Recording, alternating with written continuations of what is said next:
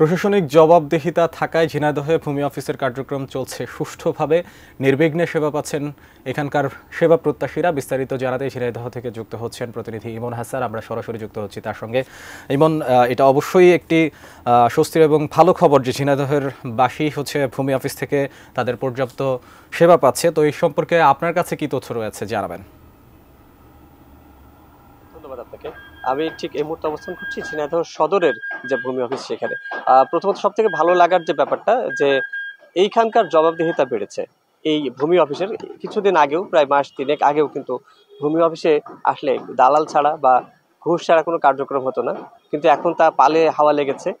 এখানকার যিনি ভূমি যে এখানকার যে এসি ল্যান্ড আছেন সজল, তিনি আমাদেরকে জানিয়েছেন যে এখানে জিরো টলারেন্স ঘোষণা তিনিই করেছেন, যে এখানে কোনো প্রকার ঘুষ হবে না এবং যাতে যত দ্রুত সম্ভব এখানকার কার্যক্রম শেষ করা যায়। তবে একটু জানিয়ে রাখি, এখানে হাট চান্দিনার যে ইজারা বা নামকরণ করা, পাশাপাশি এখানে যে যে সকল মিস কেস আছে বা দেওয়ানি মামলা, সমস্ত কার্যক্রম এখানে কিন্তু সুষ্ঠুভাবে করে আসছে। আমরা সাধারণ সেবা প্রত্যাশী যারা, তাদের সাথে কথা বলেছিলাম, তারা কিন্তু আমাদেরকে জানিয়েছেন 3 থেকে 4 দিনের মধ্যে, বা যেটা 3 মাস লাগতো আগে, সেটা 1 সপ্তাহের মধ্যেই কার্যক্রমগুলো সুষ্ঠুভাবে করে আসছে। আর সব থেকে বড় ব্যাপার হচ্ছে যে আমরা সকাল থেকে এখানে এসে দেখেছি যে 8:30টার মধ্যেই কিন্তু তাদের এই কার্যক্রম শুরু করেছে, তারা অফিস খুলেছে এবং যথাসময়ে কর্মকর্তা যারা আছেন এখানে তারা এসছেন এবং সঠিকভাবে কার্যক্রমগুলো করছেন।